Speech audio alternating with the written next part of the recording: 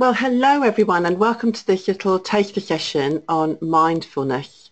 I'm really pleased that Harriet Alexander has come to join me today.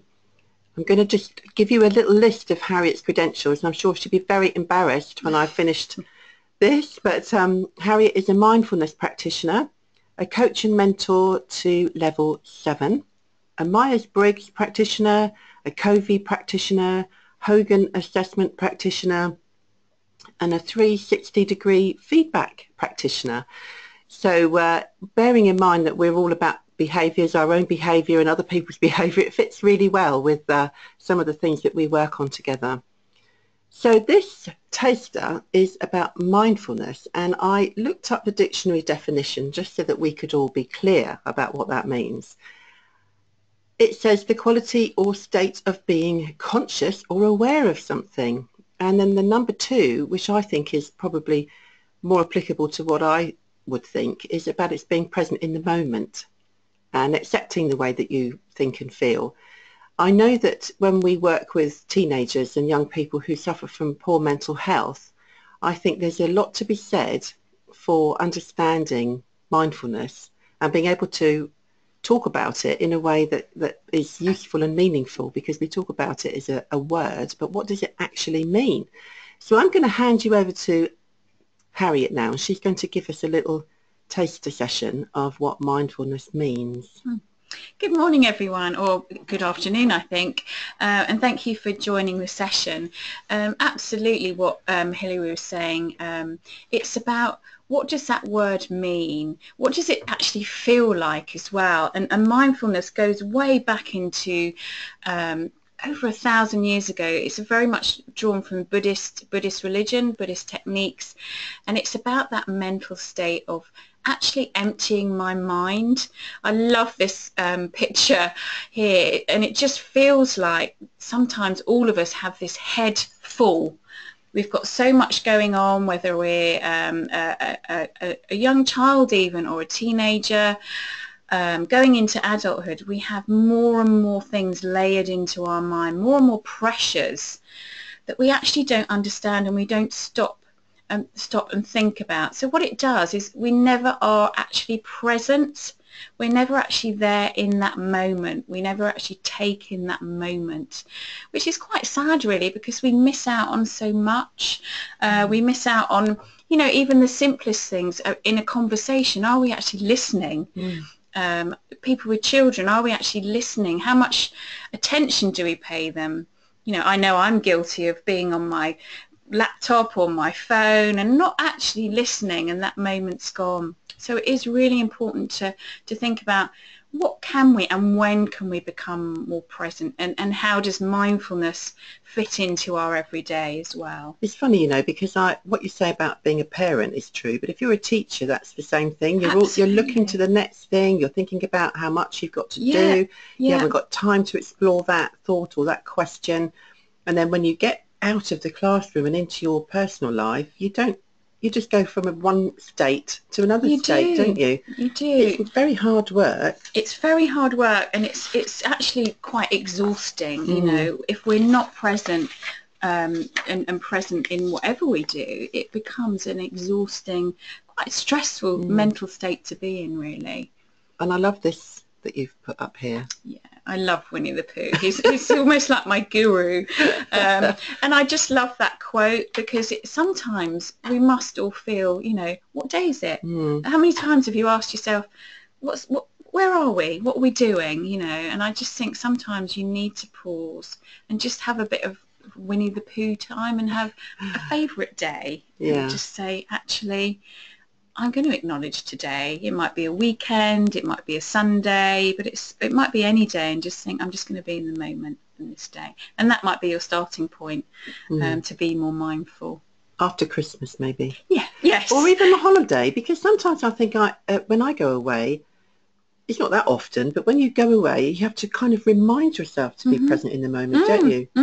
You have to be intentional about doing that, rather than, if you just weren't, you'd drift off into all kinds of things. Absolutely. And probably most of us, or a majority of us, when we go away, we might have our iPad with us, or our laptop or our phone, and we're still mentally in that workplace or wherever we are. And it is one of the key sort of attributes of mindfulness is doing it on purpose. Yeah. So we're actually making ourselves be mindful. Yeah. Now, what's this all about? I think this was meant to be a video, but I don't think that's worked, has it? And what this was showing us was very much the pace that we work at. So this was our very old-fashioned boat race, probably right at the beginning of the last century, but it was very surreal and very sedated and very slow. And that's kind of where we were working. You know, we've come into a hugely different pace of life. We're always contactable. We've got so much technology, which is great, but sometimes it can't be so great when, you know, we're constantly on our laptops or phones. And then it basically flipped to a whitewater rapid race. So that was kind of depicting that's where we are majority of the time in our lives today. Well, maybe we can find the link and I can send it to everyone that's attended, to get the example there. Yeah. But it just looks very weird when it's just somebody stood at the front of something. Yes, it was very sort of olden day, very surreal, very nice and polite. Yeah. Okay. So that was sort of just the metaphor behind that. You're right about the pace, though. I mean, everything's instant now, isn't it? Absolutely. And I'm guilty. I find myself, if it's not, well, why not? Yeah. You know, why haven't you done that? Absolutely. And very much here, you know, that present state of mind. Your body's present, but is your mind? A lot of us think back into the past, so sometimes we're pulled back into the past, so we're not present. Majority of us, like you were saying, Hilary, future focus. What am I doing next? What's my next class? What's my next meeting? So we're never actually there in that moment. So the example you gave, if I'm in a classroom or I'm with my children or with my friends, I'm not present. So what impact does that have on people? You know, how are they going to pick up on that? Because I think people do pick up on things. It's a bit like when you're with your partner or your children and you're not really listening to them. It's like pretend listening because your mind's elsewhere. I know. It's terrible, isn't it? It is terrible, yeah. And I know it is conducive of the world we live in today and the pace we live in and what we've got. For example, I love this story. I commute up to London quite often. And I'm guilty. First thing I do is pull out my phone, scroll through it. Oh, what can I look at now? There must be something I can look at. And I looked around and everyone was doing the same. And I made myself put down my phone in my bag and just look out the window. Yeah. But I read somewhere recently, there was a picture of, the story was everyone's on their phone, right? And you look at everybody, oh, look, there's a mother with her child, she's on her phone. There's people in the restaurant, they're on their phone. There's all these commuters on the train, they're all on their phones and iPads and Kindles and whatever. And then there was a picture of all these men on the train behind their newspapers. Lovely. So, that's how it used to be. It used to be. So even though we say that about being on a train, it's true. Not much has changed. We've just got a small digital reader as opposed to a piece of paper that we used to read. So there is a little bit of that, which I think hasn't changed at all. That's really interesting, yeah. But I think everything else has, because you wouldn't take your child out with their pushchair and read the paper, but you would look at your phone. Yes. So that's the difference, I suppose. Yeah, and it's making sure that you're not plugged into it as well. So we got a bit more about Winnie the Pooh here. Yeah. And this is just really picking up on, you know, the definition or, you know, what is mindfulness? And it is just paying more attention in that present moment. And it's not just paying attention to who you're talking to or what you're doing, it's how you're feeling. And I think that's really important. What am I thinking? What are my thoughts? And what am I feeling? And how does that again impact on the world around us? And again, most of us, a lot of people, when I teach this course or I work with individuals on mindfulness, I always ask them, what's the first thing you do in the morning? And a lot of them say, pick up my phone. Some of them, it's their alarm, but they're straight on their phone. And one of the easiest things you can do with mindfulness is use that first thing in the morning. So it's a 2-minute, how am I feeling today? You know, why am I feeling like that? Have I got any aches and pains? And so you're not plugging yourself into the world straight away. You're giving yourself some attention, which is mindfulness as well. Yeah. And thinking about, you know, why do I feel like this? Is that going to impact on my day? Or what might I need to do? And we're all human. We're going to have good and bad days. So Yeah. it's thinking about yourself as well.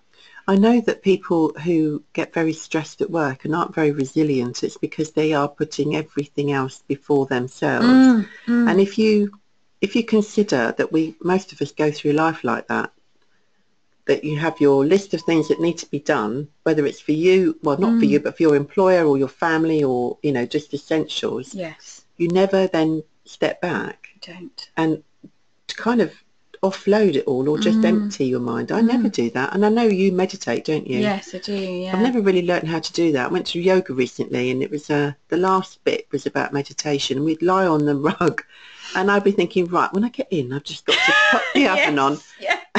Everyone's going to be hungry, so we're going to have to go straight away into cooking. And, you know, really the meditation never worked for me. So I must try this. I might, you know.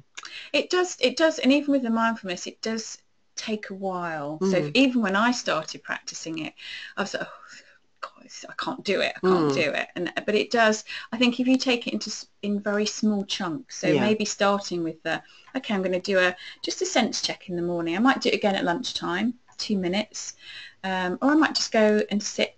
Well, probably not today because it's snowing, but I might just go and sit outside at lunchtime or go for a walk, or that's all about being mindful, because you're absolutely right. We always think of the next thing for other people.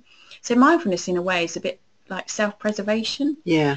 I'm looking after me, and we're always the last on the list. My goodness me, it's so important if you work in education as well, you know. Absolutely. In any area with your stressful environment, I guess, but I think the education sector in all age groups, it takes such a knock all the time. Yeah. You know, it's very, very difficult. Anyway, so let's have a look, because we've got something lined up and you're coming to run it, aren't you? Yes. 22nd of February in London, and we run our programmes in Euston, which is North London. And what you've put together, Harriet, for the training is that we're going to cover things like self-awareness, being more mindful, if you like, of when you need to be more mindful, because if you're not thinking about when you need to be, I suppose it's that as you say, self-awareness. And the benefits of it, give us a couple of benefits. Benefits is just taking that almost like an moment. So and things like having more effective communication, because I'm actually listening to what you're saying. Things like effective decision making. Building those effective relationships, because if I'm listening to you and I'm present in that conversation, people are going to actually notice a difference. So I think all of us can probably think of a conversation where we think, you know what, they're not really listening to me. I know. I'm not going to oh, really, they don't care. So you switch off. So there's already that sort of tension within that relationship. So, and think of a conversation where someone is actually listening to you, how you feel in that conversation. You feel, actually, they're really interested in me. I really like that. And I really like, you know, that Hilary is interested in, she's listening, because half of us don't really. And when you talk about practicing mindfulness, you don't have to sit with your legs crossed and your thumb touching your forefinger. Not at all. So in the training session, how will you go about that?